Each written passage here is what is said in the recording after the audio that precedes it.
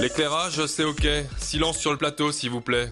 Merci, les acteurs sont en place, on va tourner maintenant.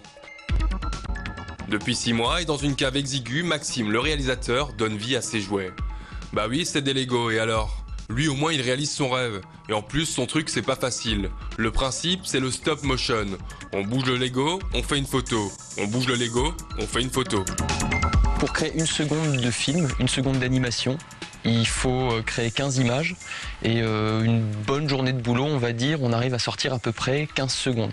Imaginez le taf, l'idée c'est quand même de faire un film de 30 minutes. Il sera diffusé en avant-première à Rosheim le 24 juin en ouverture de l'expo Fanabric, le rendez-vous des Legovores. Chouette, mais Maxime ne gagnera pas un sou. Il n'a pas le droit, l'entreprise Lego y tient. Pas grave, le jeune homme veut avant tout faire du beau travail et du buzz. Pour moi, le Lego, c'est un support qui est intéressant parce que les gens le connaissent. Et du coup, je me sers de support pour faire vivre une histoire, mais je dirais, une histoire qui a un peu ma sensibilité et mon approche. Mais non, je suis pas un grand amateur de Lego, si ce n'est que maintenant que je travaille avec eux depuis des mois, je me prends quand même d'affection pour eux. Alors là, derrière votre télé, vous vous dites « Mais qu'est-ce qu'il nous fait celui-là? Il a loupé sa puberté, il a eu une enfance malheureuse ?» C'est une réaction normale, et Maxime la connaît. Il y a 2 phases en fait. Il y a la phase où je leur explique et que ça les fait sourire. Ils disent « Tiens, un gars de 27 ans qui fait du Lego, c'est un peu bizarre, un peu immature. » Et puis généralement, le moment où je leur montre les premières images du film, d'un seul coup, les gens ont cette réaction, c'est « Ah ouais, quand même !» Nous approchons des fuyards, nous tentons une incursion.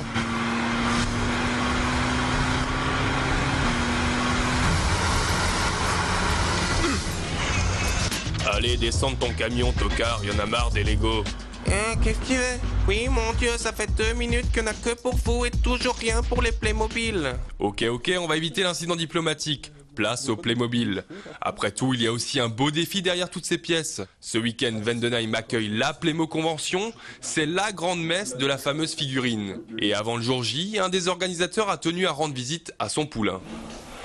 Tout le décompte a été fait, non mais c'est assez réel, je veux dire, il y a peut-être sur 20 000 persos, il doit y avoir pas loin de 3 500 cavaliers, donc ce qui est quand même pas mal. Rassurez-vous, nos 2 hommes ne se préparent pas à attaquer l'Iran, ils essayent juste de battre un record. La tentative de Monsieur Darroman, c'est d'essayer de battre le record du monde. C'est-à-dire que le précédent record du monde sur un seul diorama, c'est-à-dire une seule scénette dans un seul thème, était de 18 000 personnages sur le thème des Romains. Là, on va tenter de battre les 18 000. D'après les derniers décomptes, on devrait être à plus de 20 000. Donc logiquement, on est dans les clous. Et sur 300 mètres carrés, je pense que ça va être quand même quelque chose d'assez impressionnant. 20 000 persos, même quand on est aidé par des potes collectionneurs, c'est beaucoup. Du coup, on cherche les réservistes dans le grenier. Comme dans les tuniques bleues, j'ai fait un blotch avec une tête de David. Ah oui, précision. Aucun personnage de la collection n'est identique. Vincent pourrait même se faire mettre en morceaux par la très conservatrice firme allemande. Il est un adepte de la customisation de Playmobil. Et il a de quoi faire, car des personnages, il en a à foison. Je les démonte, je remonte, j'ai des bras d'un côté, des têtes, des jambes, je dirais approximativement dans les 3500. Rien que derrière, là, vous pouvez voir sur chaque ligne d'étagère, il y en a une douzaine. Donc ça doit faire pas loin de 1500, 2000 personnages exposés là. Et s'il y en a encore à peu près autant dans les bacs. En gros, il y a de quoi s'amuser, rester un grand enfant, même si aujourd'hui, on dirait que pour les gosses, justement, les Playmobil, c'est ringard, quoi.